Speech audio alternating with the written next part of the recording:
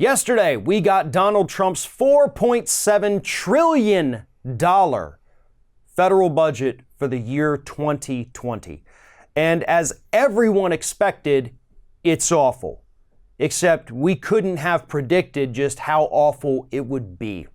This budget, and we're going to get into the specifics in just a minute here, but this budget is the culmination of everything that Republicans have been trying to do in Washington, D.C. for years.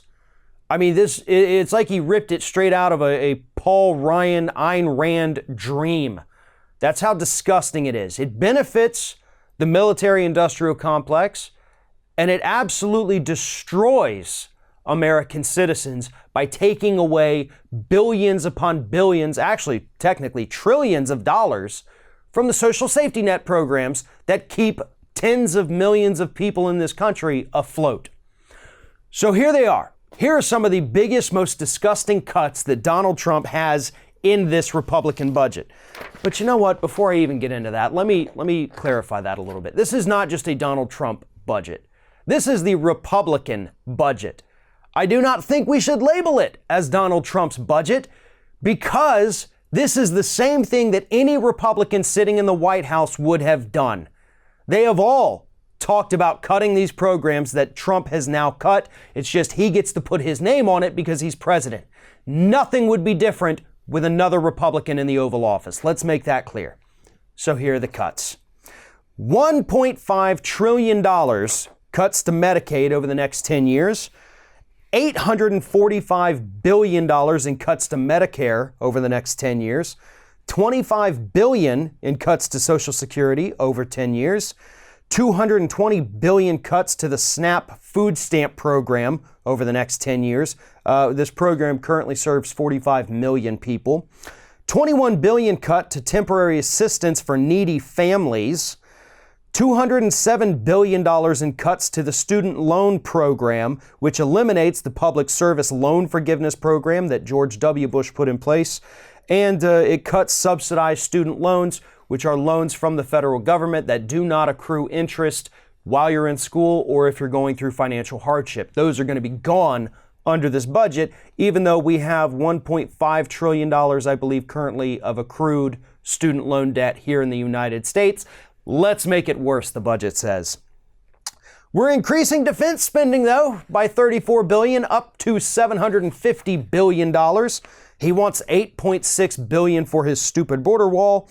And overall, there's a 9% cut to non-defense programs, which is going to hit Section 8 housing vouchers, public housing programs, Head Start, the Women, Infants, and Children Nutrition Program, and Low-Income Home Energy Assistance Program, among many others, according to Vox.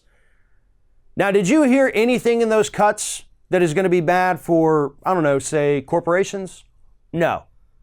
It's all American citizens, and most of them have one thing in common. They don't have a ton of money. That's what this is destroying. People who are already struggling to get by, tens of millions of American citizens, are going to see their food stamps run out. They're going to see Medicaid run out so they can't get insurance for their kids. Senior citizens on Medicare, oops, not going to have enough money for you. Social Security, we're cutting that. Like Paul Ryan has always wanted to do, even though he's not there anymore, his legacy lives on. Other cuts coming, billions of dollars from the EPA for environmental protection, $500 million cut from NASA, which I don't know how that's going to work out so well with the Space Force, but sure, let's cut our space programs, and that also build a space program doesn't make any sense. And $1 billion from the National Science Foundation because Republicans hate science. I mean, the list is essentially endless here of programs that we desperately need in the United States, but they're getting cut because Republicans suck at budgeting. This budget is cruel. This budget is inhumane, and it's absolutely never going to pass. That's the important part. Donald Trump, what he's done here is he's set up another government shutdown because Democrats, I hope, are not going to vote for this. They'll never pass this.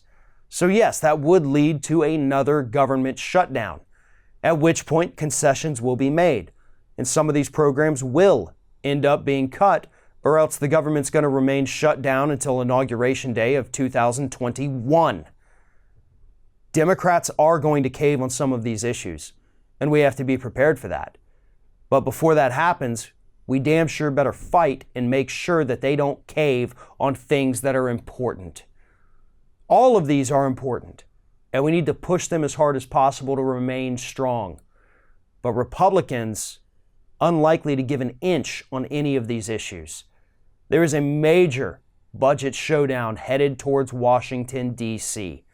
And at this point, it's the people who care about other human beings versus the ones who would just as soon watch poor people die because they don't give a damn. Those are the two sides in this budget battle. Make sure you're on the right one. Thanks for watching, everybody. And don't forget, if you like what you see here, like, comment, share, and subscribe to our channel. And now you can also become a member of Ring of Fire and get exclusive early access to certain Ring of Fire videos all throughout the week. Just click on the little join button right below the video.